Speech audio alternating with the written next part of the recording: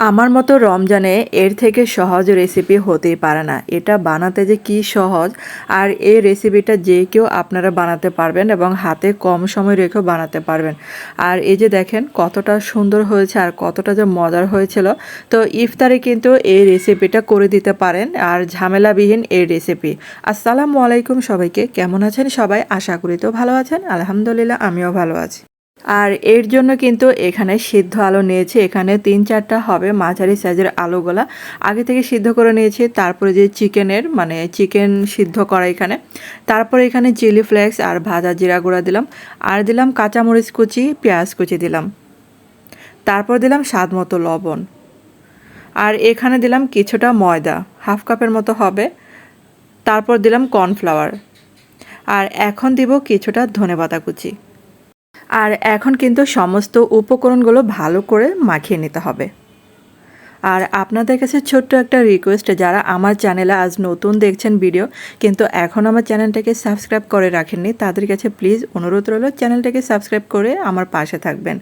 আর এই যে দেখেন, আমি যখন এটা সুন্দর করে মাখিয়ে নিয়েছি, তারপর হাতটা কিন্তু পরিষ্কার করে নিয়েছি আগে থেকে, কারণ ওই হাতে আবার বলটা করা যাবে না।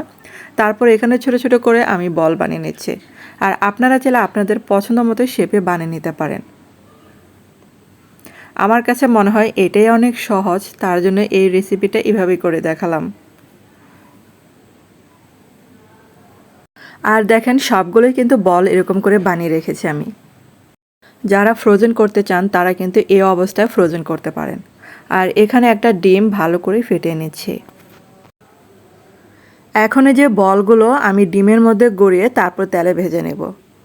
আর এই বলগুলো কিন্তু দেখেন, এই যে দেখতেও দেখেন কত সুন্দর দেখা যায়, এবং দেখবেন যে বাচ্চারা এই বলগুলো কিন্তু চিকেন, শুধু চিকেন বল, যেটা সিপি স্টাইলে যেটা পাওয়া যায় সেটা মনে করে গপ গপ করে খাবে।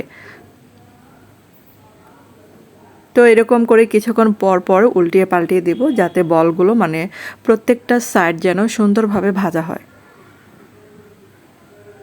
আর এটা যেহেতু সিদ্ধ করা সব কিছুই, এটা কিন্তু বেশিক্ষণ লাগবে না ভাজতে, কম সময়ে ভেজে ফেলা যায় এটা।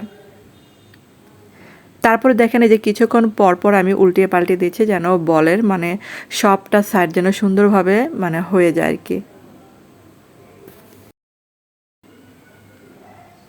আর বলগুলো দেখেন প্রায় কিন্তু হয়ে গেছে, কালারটা দেখেন আস্তে আস্তে চেঞ্জ হয়ে আসতেছে।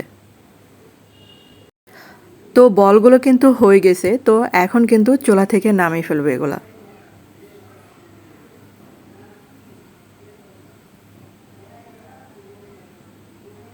আর আমার এই বলগুলো কেমন হলো অবশ্যই কিন্তু কমেন্ট করে জানাবেন।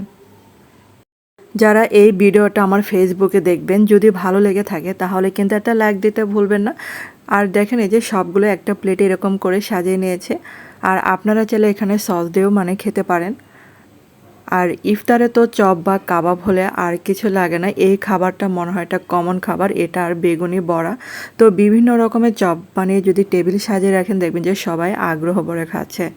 আর এখন দেখেন একটা দেখাচ্ছে আপনাদেরকে, এটা কতটা সফট হয়েছিল এবং কতটা তুলতুলে হয়েছিল। তো আমি গরমের জন্য কিন্তু ভালো করে দেখাতে পারছি না, কারণ অনেক গরম ছিল। আর ধন্যবাদ সবাইকে এতক্ষণ আমার ভিডিওটা দেখার জন্য।